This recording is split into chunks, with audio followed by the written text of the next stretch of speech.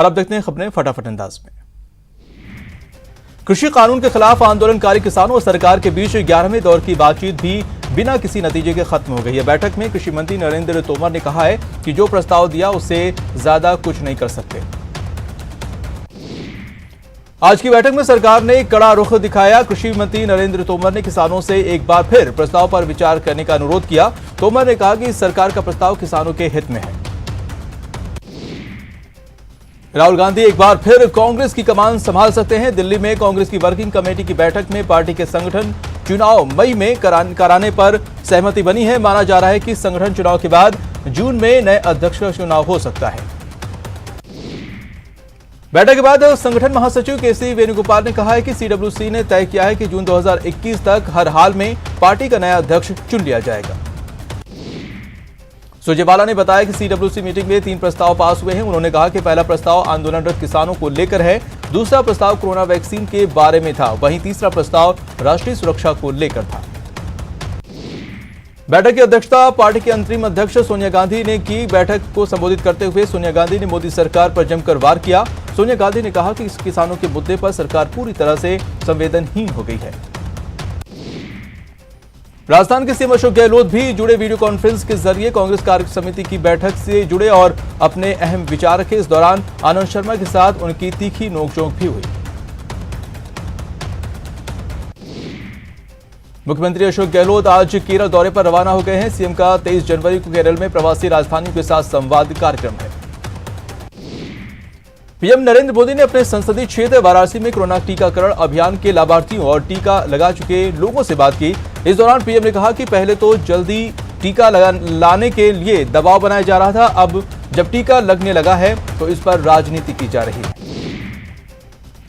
PM ने कहा कि किसी भी वैक्सीन को बनाने के पीछे हमारे वैज्ञानिकों की कड़ी मेहनत होती है, इसमें वैज्ञानिक प्रक्रिया होती है। वैक्सीन के बारे में निर्णय करना राजनीतिक नहीं होता। हमने तय किया था कि जैसा वैज्ञानिक कहेंगे वैसा ही करेंगे। प्रधानमंत्री मोदी ने कहा कि कोविड-19 का टीका आज दुनिया की सबसे बड़ी जरूरत है और भारत इस मामले में पूरी तरह से आत्मनिर्भर है। इस दौरान एक हेल्थ प्रोफेशनल्स ने वैक्सीन के लिए पीएम मोदी को धन्यवाद दिया, तो पीएम ने कहा कि वो इसके हकदार नहीं हैं। इसके हकदार वो लोग हैं जो मरीजों की सेवा में लगे रहे और देश के वैज्ञानिक इसके हकदार हैं जिन्होंने वैक्सीन बनाई। पीएम नरेंद्र मोदी ने असम की तेजपुर यूनिवर्सिटी के दीक्षांत समारोह को वीसी के जरिए संबोधित किया। उन्होंने कहा कि देश की आजादी में असम का बड़ा योगदान रहा है। पीएम ने कहा कि भूपेन हजारिका दा के साथ ही ज्योति प्रसाद अग्रवाल और विष्णु प्रसाद तेजपुर की पहचान रहे। इस मौके पर उन्होंने ऑस्ट्रेलिया में टीम इंडिया की जीत का जिक्र किया। पीएम ने कहा कि ऑस्ट्रेलिया में भारतीय क्रिकेट टीम ने जिस तरह वापसी करते हुए जीत दर्ज की, उससे युवा खिलाड़ियों का जोश पता चला। हमें आगे बढ़ने के लिए रिस्क लेना पड़ेगा, निडर होना पड़ेगा। पीएम ने तेजपुर यूनिवर्सिटी के छात्रों के कामों की तारीफ की है। उन्होंने कहा कि आपने पीने के पानी को साफ करने की टेक्नोलॉजी पर काम किया है, इसका फायदा असम के लोगों को मिल रहा है। पश्चिम बंगाल के सीएम ममता बनर्जी की मुश्किलें बढ़ती जा रही हैं। आज राज्य के वन मंत्री राजीव बनर्जी ने पद से इस्तीफा दे दिया। इससे पहले 5 जनवरी को खेल मंत्री लक्ष्मी रतन शुक्ला ने भी पद से इस्तीफा दिया था। अमेरिका में नए राष्ट्रपति जो बाइडेन के सत्ता संभालने के बाद भारत के लिहाज से 2 पॉजिटिव बयान आए हैं। व्हाइट हाउस ने कहा है कि कमला हैरिस के वाइस प्रेसिडेंट बनने के बाद भारत और अमेरिका के रिश्ते पहले से ज्यादा मजबूत होंगे। वहीं अमेरिका के नए रक्षा मंत्री ने कहा कि भारत में दहशत फैलाने वाले आतंकियों के खिलाफ पाकिस्तान ने सही कार्रवाई नहीं की है। बाइडेन ने 20 जनवरी को अमेरिका के 46वें राष्ट्रपति के तौर पर शपथ ली थी।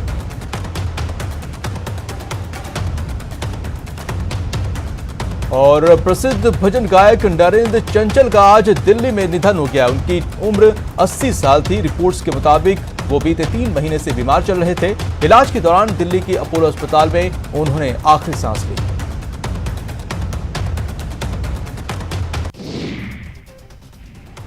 नरेंद्र चंचल के निधन पर पीएम मोदी ने दुख जताया है। उन्होंने ट्वीट कर लिखा है कि लोकप्रिय भजन गायक नरेंद्र चंचल जी के निधन के समाचार से अत्यंत दुख हुआ है। शो की इस घड़ी में मेरी संवेदनाएं उनके परिजनों और प्रशंसकों के साथ हैं। वहीं केंद्रीय जल शक्ति मंत्री गजेंद्र सिंह शेखावत ने भी नरेंद्र चंचल के निधन पर संवेदनाएं व्यक्त की हैं। उन्होंने ट्विटर पर लिखा है कि प्रसिद्ध भजन गायक नरेंद्र चंचल जी के निधन का समाचार दुखद है। सभी प्रशंसकों के साथ मेरी गहरी संवेदनाएं। ईश्वर पुरात्मा को अपने श्री चरणों में स्थान दे। सीएम अशोक गहलोत ने भी नरेंद्र चंचल के निधन पर शोक जताया है। सीएम ने ट्वीट कर दिवंगत आत्मा को श्रद्धांजलि दी और लिखा कि ईश्वर उनके परिजनों को ये दुख सहने की क्षमता प्रदान करे। राजस्थान विधानसभा का बजट सत्र 10 फरवरी से शुरू होगा। राज्यपाल कलराज मिश्र ने सत्र बुलाने की मंजूरी दे दी है। सत्र की शुरुआत राज्यपाल के अभिभाषण से हुई। हाईकोर्ट के पूर्व न्यायाधीश जेके व्यास को राजस्थान राज्य मानवाधिकार आयोग का अध्यक्ष बनाया गया है। इसको लेकर राज्यपाल कलराज मिश्र ने आदेश जारी कर दिए। स्टेट ओपन स्कूल की गवर्नेंस काउंसिल की बैठक जयपुर के शिक्षा संकुल में शुरू हुई। स्थापना के 21 साल बाद स्टेट ओपन की पहली गवर्निंग काउंसिल की बैठक हुई, जिसकी अध्यक्षता शिक्षा राज्य मंत्री गोविंद सिंह डोटासरा ने की। शिक्षा राज्य मंत्री गोविंद सिंह डोटासरा ने कई अहम घोषणाएं की हैं, जिसमें उन्होंने बताया कि अब ब्लॉक स्तर तक स्टेट ओपन के संदर्भ केंद्र होंगे। वहीं प्रश्न पत्र अब माध्यमिक शिक्षा बोर्ड नहीं बल्कि स्टेट ओपन बोर्ड तैयार करेगा। बीजेपी ने जल नल कनेक्शन योजना के जलदाय अधिकारियों पर भेदभाव बरतने का आरोप लगाया है। बीजेपी विधायक रामलाल शर्मा ने चौमू क्षेत्र के 2 दर्जन से ज्यादा गांवों को जल जीवन मिशन में शामिल नहीं करने की शिकायत की है। राज्यसभा सांसद डॉक्टर किरोड़ी लाल मीणा ने आईपीएस मनीष अग्रवाल को गिरफ्तार करने की मांग की है। सांसद ने कहा कि दौसा में हाल ही में 2 एसडीएम ट्रैप हुए थे, इसके लिए एसीबी बधाई के पात्र है। किरोड़ी लाल ने कहा है कि एसीबी ने छोटी मछली को पकड़ लिया है, लेकिन आईपीएस मनीष अग्रवाल जैसे मगरमच्छ को पकड़ना बाकी है। साथ ही उन्होंने कहा कि एसीबी राजनीतिक दबाव में कोई कार्य न करे। दौसा के मानपुर में बिजली कर्मचारियों के साथ झड़प में जान गंवाने वाले कल्याण असहाय के शव का पोस्टमार्टम किया गया। सांसद किरोड़ी लाल मीणा की समझाइश के बाद परिजन पोस्टमार्टम कराने पर राजी हुए। कोटा के एमबीएस और जेके लोन अस्पताल में संविदा कर्मियों के 2 घंटे कार्य बहिष्कार से स्वास्थ्य सेवा चरमरा गई। संविदा कर्मियों के कार्य बहिष्कार के कारण मरीजों और उनके परिजनों को इलाज के लिए लंबा इंतजार करना पड़ा। जयपुर के 4 दीवारी इलाके के पॉन्ड्रिक गार्डन में स्मार्ट सिटी प्रोजेक्ट के तहत प्रस्तावित पार्क प्रोजेक्ट का विरोध तेज हो चुका है। स्थानीय लोगों ने इस प्रोजेक्ट की मुखालफत शुरू कर दी है। लोगों का कहना है कि उन्हें पार्किंग नहीं बल्कि पार्क चाहिए। श्रीगंगानगर के सूरतगढ़ कस्बे में NH 62 पर अंडरपास के निर्माण का अब स्थानीय वासियों ने विरोध जताना शुरू कर दिया है। स्थानीय विधायक राम प्रताप सिंह कासनिया और नगर पालिका सभापति ओम प्रकाश कालवा ने मामले को अधिकारियों तक पहुंचाने का भरोसा दिया है। बारा में कोटा रोड पर SKG के पास गौवंश से भरा ट्रोला पकड़ा गया है, जिसमें 60 से अधिक गौवंश भरे हुए थे, जिसमें 6 से अधिक गौवंश मृत मिले। ट्रोले को हाईवे पर रोकने के दौरान ड्राइवर और अन्य लोग उतरकर फरार हो गए। कर्नाटक के शिवमोगा जिले में गुरुवार की रात को ट्रक में भर कर ले जाए जा रहे विस्फोटक में धमाका हो गया। इस हादसे में अब तक 15 लोगों की मौत हो गई है और धमाका इतना तेज था कि आसपास के कई इलाकों के घरों और दफ्तरों के शीशे टूट गए। मुंबई में बड़ा हादसा हो गया। पार्किंग में खड़ी 2 बस और एक कार में भीषण आग लग गई। आग लगने के कारणों का पता नहीं लग पाया है। कई घंटों बाद आग पर काबू पाया गया। दिल्ली में ITO के पास एक इमारत में आग लग गई। आग लगने की खबर के बाद फायर ब्रिगेड की कई गाड़ियां मौके पर पहुंची और घंटों मशक्कत के बाद आग पर काबू पाया गया। महाराष्ट्र के नासिक महापालिका की दूसरी मंजिल में आग लग गई। शिवसेना ग्रुप लीडर के केबिन में आग लगने से हड़कंप मच गया। अग्निशमन की 2 गाड़ियां आग बुझाने का काम कर रही हैं। जयपुर के मानसरोवर थाना इलाके में अचानक आग लगने से अफरा तफरी मच गई। आग लगने से प्लॉट में रखा इवेंट मैनेजमेंट कंपनी का सामान राख हो गया। भरतपुर के कामा में अज्ञात कारणों के चलते कड़वी के ढेर में आग लग गई। करीब 2 घंटे की मशक्कत के बाद ग्रामीणों ने आग पर काबू पाया, लेकिन तब तक हजारों रुपए की कड़वी जलकर राख हो गई। जयपुर एसीपी ने सवाईमाधोपुर जिला आबकारी अधिकारी को मधुसूदन अधिकारी को गिरफ्तार किया। इस मामले में पहले एसीबी के डीएसपी की भी गिरफ्तारी हुई थी। सिकंदराबाद हिसार एक्सप्रेस ट्रेन में लूट की वारदात को लेकर यात्रियों ने मारवाड़ जंक्शन पर जमकर हंगामा किया। घटना की सूचना पर जीआरपी ने यात्रियों को समझाने की कोशिश की, लेकिन यात्री अपने सामान वापस कराने को लेकर हंगामा करते रहे। बदमाशों ने अलवर के मौजपुर गांव से पीएनबी का एटीएम ही काट कर ले गए। बताया जा रहा है कि एटीएम में करीब 7 लाख रुपए थे। पुलिस ने बदमाशों की तलाश में जिले की नाकेबंदी कर दी है। बाड़मेर में लापता युवक पाकिस्तान में मिला है। युवक के बारे में पाकिस्तानी रेंजर्स ने सूचना दी है। युवक पिछले 2.5 महीने से लापता था। दौसा में पुलिस पार्टी पर हमले के आरोप में 15 नामजद सहित कुल 25 लोगों के खिलाफ राजकार्य में बाधा और मारपीट का मुकदमा दर्ज किया गया है। पुलिस ने गांव में दबिश देकर 5 महिलाओं सहित कुल 7 लोगों को शांति भंग के आरोप में गिरफ्तार किया है। सीकर के नीमका थाना आबकारी विभाग ने अवैध शराब से भरा एक ट्रक जब्त किया है। ट्रक में 131 कार्टन अवैध शराब मिली है। पकड़ी गई अवैध शराब की कीमत 10 लाख रुपए बताई जा रही है।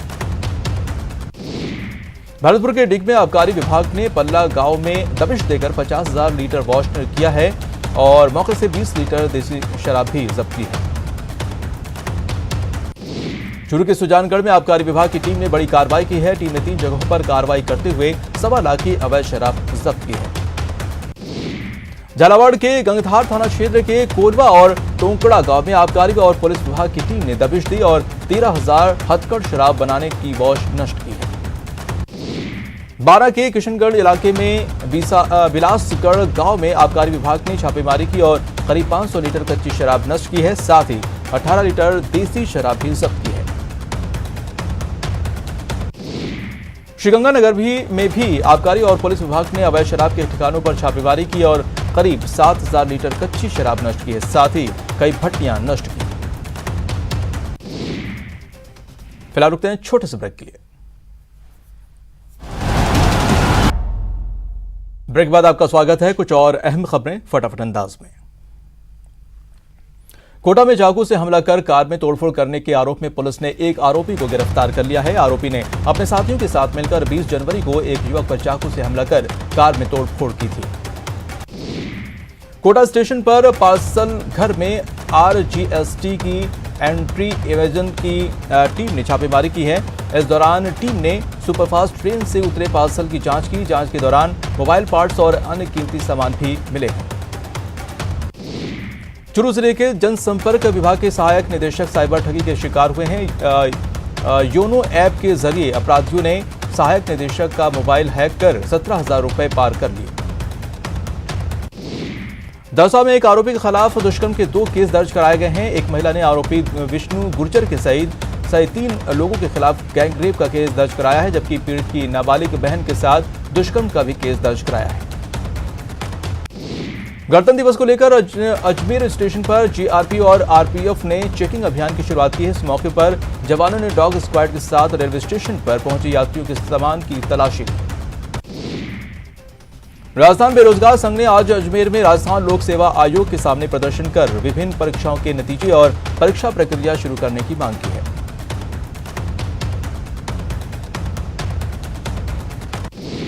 कोटा के इटावा कस्बे में अपराधियों पर ड्रोन से नजर रखी जा रही है। नवनियुक्त इटावा डीएसपी विजय शंकर शर्मा की देखरेख में ड्रोन के जरिए आपराधिक गतिविधियों पर अंकुश लगाने की कोशिश की जा रही है।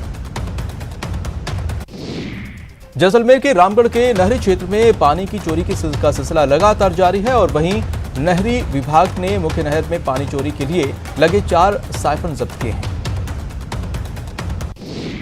बीकानेर में नगर निगम की टीम ने कोयला गली में बने मार्केट एके कॉम्प्लेक्स को सीज किया है। उपायुक्त अलका बुरुड़क की माने तो मार्केट के मालिक पर 5 लाख से अधिक का कर बकाया चल रहा है।